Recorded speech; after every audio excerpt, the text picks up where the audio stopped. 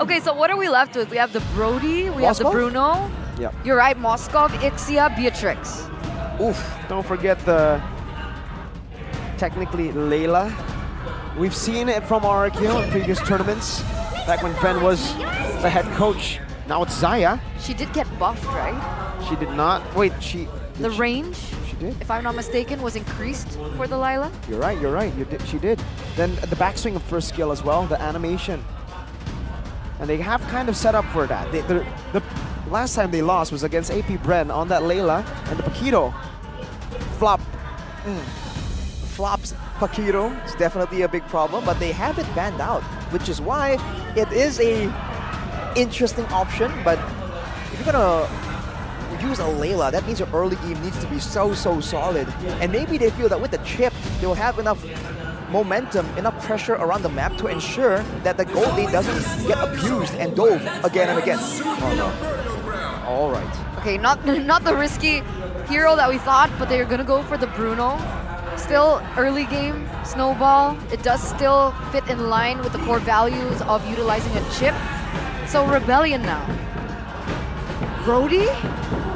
Moskov, Brody. They can't choose Ixia, no way. They can. They can. But it's going to be tough up against a chip. If they are able to play it with this composition though, I think they actually might be able to pull it off.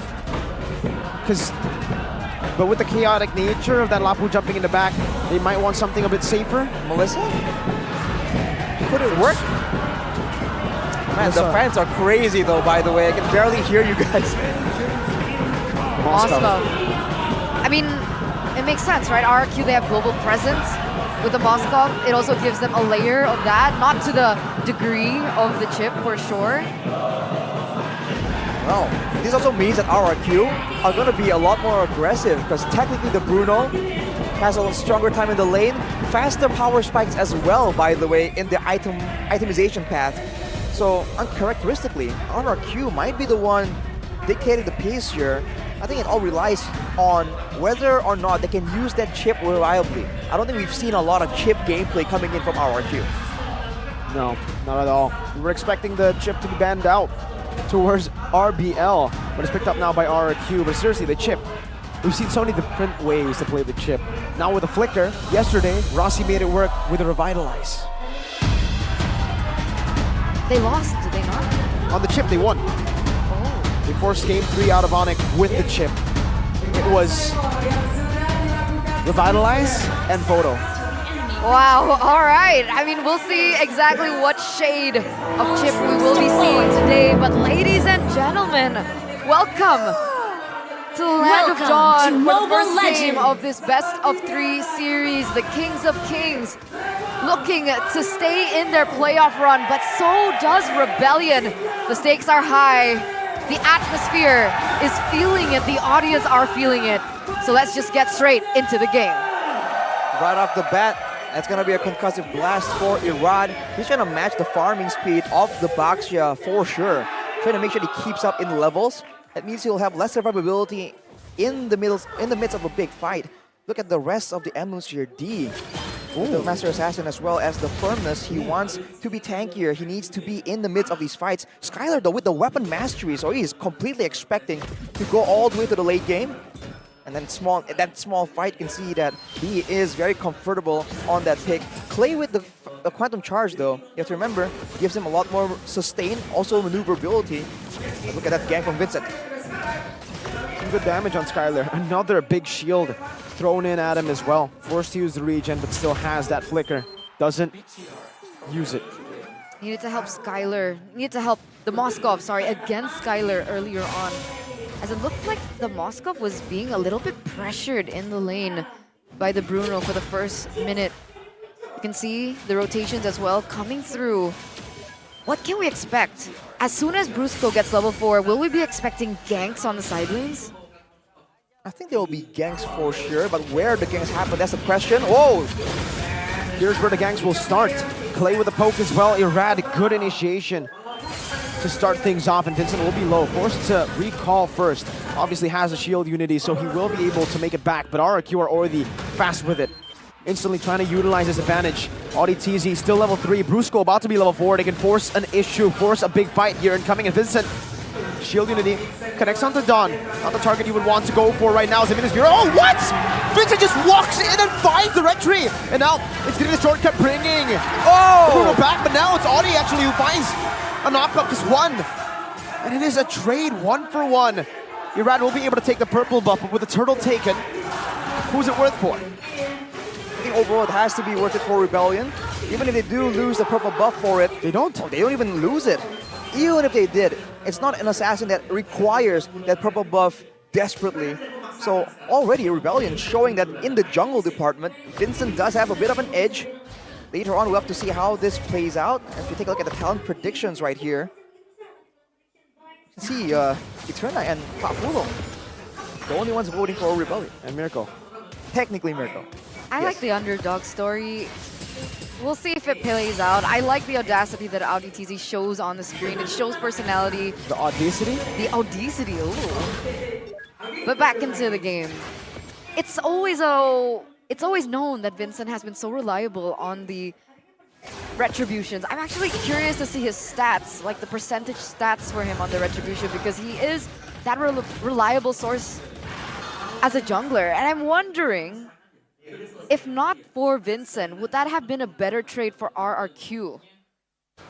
I think it would have been, considering that if they got actually the shielding, they might have saved the, I believe Dawn there would have survived in that fight, and maybe they can turn it around even more. But the fact that Rebellion got a bit of a shield in the midst of that fight, definitely a big problem. But for now, Vincent and Ira just competing in the clear and looking for extra bits of gold. And we saw that in the previous match for RRQ, Dawn was a big deciding factor when he can get going. But against Azizi right now, he is looking like he's not really as aggressive as he usually would want to be. Okay, now both of these teams are going to be centering around the next neutral objective. Vincent level 7, but wait a minute, Brusco. Caught in the bad spot, but Audi TZ will be engaged on Minus Fury. Not with Flicker this time. Spear of Destruction, the teleport comes in and it's a full 5v5 brawl. Vincent and Vincent all finding Brusco to Netherrealm, helping the other members in the back, but Vincent now will be targeted down with the Appraiser's Rat, and Skylar picks up a big kill on Vincent. 1-for-1, roam for jungle.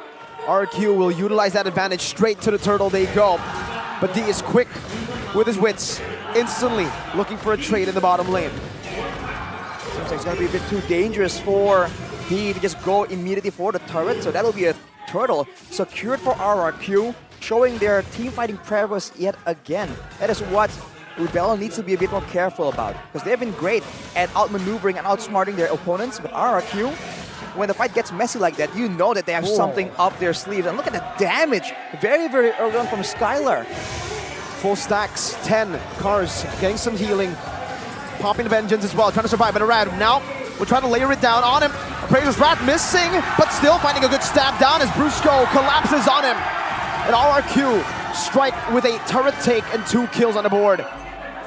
Big advantage now secured by the Kings of Kings in minute number 5. With the fact that they've been outplaying Rebellion in these team fights, in these little skirmishes, and it's causing Rebellion to start to sink. And if they go for a snowball, Rebellion, they will have to rely on their wits in order to return back once the snowball starts. They have to wait for a big moment where RRQ make a mistake. That's a problem, especially against Skylar. The man very rarely fumbles in the middle of a game. And to make things worse, technically, both teams are playing a bit of a front-to-back composition. No one can really dive in that deeply towards Skylar. So as of right now, he's just farming up a storm. He's a level below from D, who hasn't been participating in a lot of these fights. But still, for the most part, he's left to his own devices. And that's usually not the approach you want to use against Skylar. So how do they go about these team fights? Who's supposed to knock Skylar down? Is it supposed to be Cars? I think it has to be a bit of a team effort. Cars can zone, but he might just get knocked up and crowd controlled by the rest of the team. That's the problem right here. D will have to try and maybe outmatch him when it comes to damage output. He does have the Inspire that can be used to find that burst of damage for a golden opportunity. But that's a big if. Ooh, and that's super risky as well, but here it is. Shortcut down, Vincent all alone will be taken out by RRQ. CC up top, Trying to go for a trade in the bottom lane, doing the same thing, D and Audi.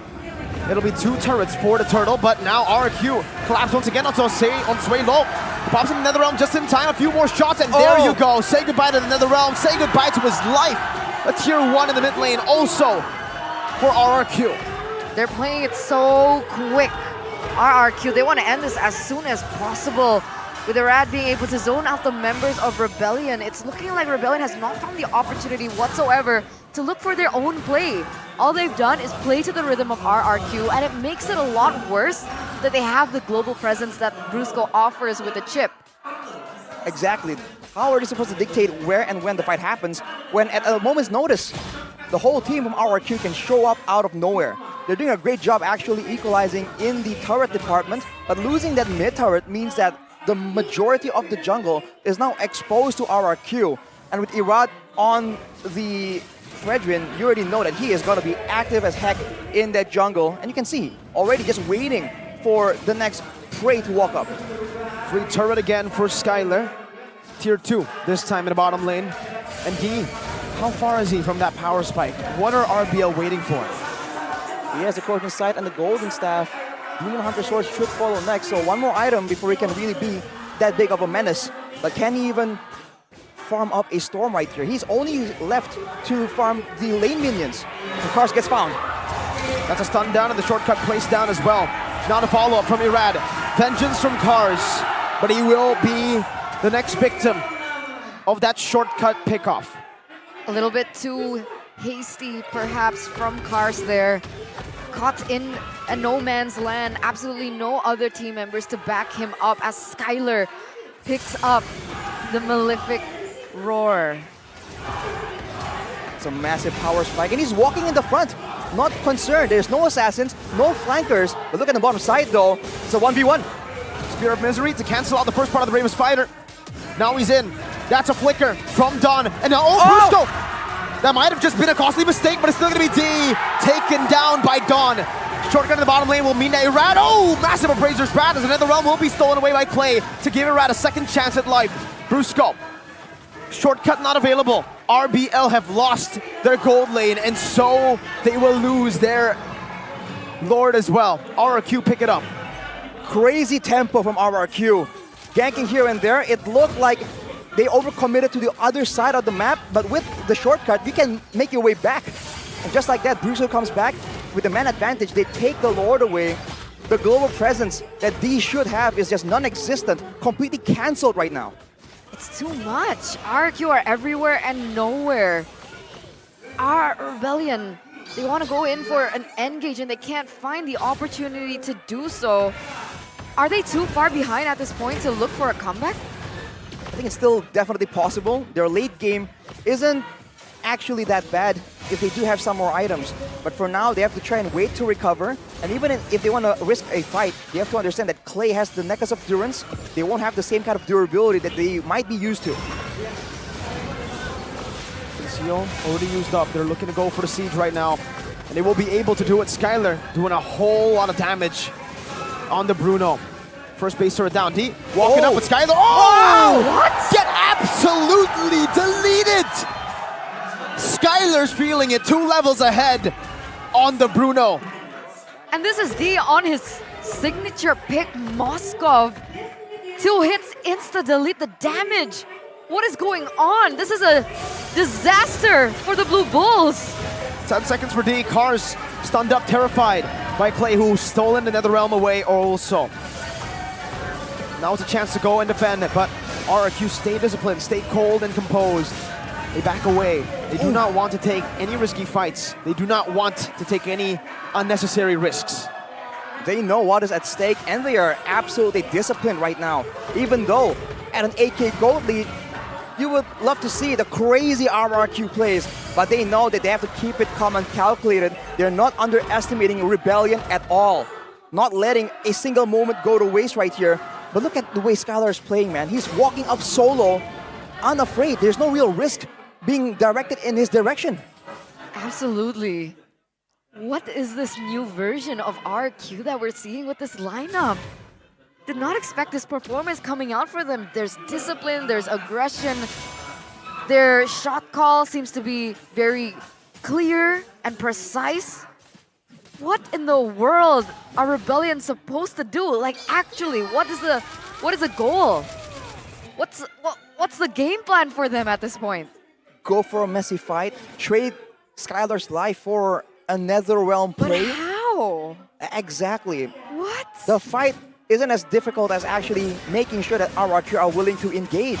Look at their composition, man. Every single person on their team has a dash, can get away from an engage, which, by the way, is probably only a Flicker Minion Fury or a Shield Unity.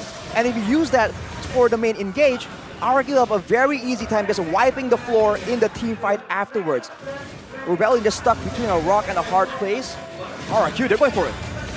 Shortcut not yet placed down by Brusco. Doesn't want to go for the full commitment just yet. Vincent has already used the Poissons. On the other hand, and RRQ are already 5 men up on the Lord. Still conceal now, used up. Brusco. There, oh, the Spear of Vengeance not going to be able to hit right there. Skylar gets tied up in the back as well. And then the Audi steals the Lord away, but they are going to lose out on the fight as the Appraiser's back connects onto the back, and now Suelo is running for the hills with Audi TZ as well. Audi ran down and shot down by Skylar. That's Skylar on a mega kill, and D looking for more on the board. Brusco with the flicker forward, but now gets stunned up by the Spear of Misery. Meanwhile, Suelo looking for an angle to escape all the way, but still is getting chased down by Don. D. Can he escape? Miraculous defense is what he needs to do. He gets a 3-man Spear of Misery. Beautifully done by D, and that might have just saved the game. Oh, he's still running though. Suelo is still running for the hills. It's only a matter of time there. He gets taken down too. Good Spear of Misery. Another one to lock them down, to stop this from being an end. The ult's connecting, the TP ready, but they don't go for it. D, Wind of Nature, Power Spike for him. Spear of Misery. Oh my god, that damage! He's already forced to use the Wind of Nature as he bought it. 2-man stun by Don, Irradiaton as well. RBL have the resource advantage going back and forth in the base, and RBL will defend. The Rebellion will continue, but the Kings are on him. Round of applause though for the Blue Bulls there. Being able to defend that one on the back of D's plays. That looked like it was supposed to end there then at that point. But he was able to prolong the series and buy some time for all the rest of the members to come back up into the game. Let's look at the replay for that fight though. It's a very messy fight the way that Rebellion wants it. But even then, Skylar doesn't even get taken down below half HP. With all the sustain he has built in and the damage. They traded the Lord for a massive punish, but all things considered, I feel like that's still value for them. With that Lord saving the game, and with the Lord not being able to be used by RRQ to go for a decisive end. The gold lead has shrunk a bit. Now it's at 7K. It's still far from an equal game for Rebellion, but now it seems like they have a better chance to really look for something. It was a big moment for Rebellion that Audi was able to get that Lord, or that would have been a very different story. But it looks like RRQ want to go in for the siege. Oh, Cars is very low. Wow. They are able to defend, but now another wave threatens that turret. Skylar will take it away. D going in, looking for some damage with the steps. But they will have to concede their final base turret. RRQ with a massive advantage, but also, I think in that team fight, right, the Lord? It was fortunate that D didn't land his Spear of Destruction. Because if he was in that team fight, he would have joined with the other 4 and died in the team fight, right? Right, and even in this fight, I mean, he can maybe swing the balance a bit with his damage output. It does land on multiple people, but that's a big what if, and now it's back to the Lord dance. And Dawn, he has the Queen's Wings on top of the Blade Armor. He's itemizing specifically to ensure that D can't spiral out of control in the middle of these fights. That seems to be his main objective, his main job. He's already posturing for it as well. He should know that D would be forced to clear that top side. Brusco? Trying to force the team fight, trying to zone them away. Lord taken down, but now the Spear connects in the back. Skylar tied up, and now they're gonna go all in for the collapse on the Skylar. Pops it over to Nature. He's very, very low. He's running with 1 HP, but now he buys the immortality just in time. Meanwhile, D jumping out against Dawn, and he is gonna be going in again as a Spear of Misery connect, but now it's gonna be D who just barely gets out in time. Clay goes for the splash. Audi TZ taunted and locked down Skylar. My goodness, what does it take to kill this man? He's still alive. He is still fighting. And now it's Vincent who's isolated. RRQ played it phenomenally. 3 members left standing for Rebellion. He was on a single sliver of health, Skylar. Immediately regen back up. And he's going in for another kill. Deal with some damage, but Skylar with more! The crown prince of RRQ. You ban out his hyper carries, he makes another hero a hyper carry, and they secure game 1. Skylar, Skylar, Skylar. What is this man made of? How? Oh, How was he able to survive what? in that situation? RRQ with new picks, new strategies, new rotations, completely catch Rebellion off guard. This was not what they were expecting to happen. Amazing. The Kings of 16 and Kings. 2. What? Definitely not the outcome that perhaps a lot of people were expecting. RRQ in form. Man, it's been so long since we saw a Bruno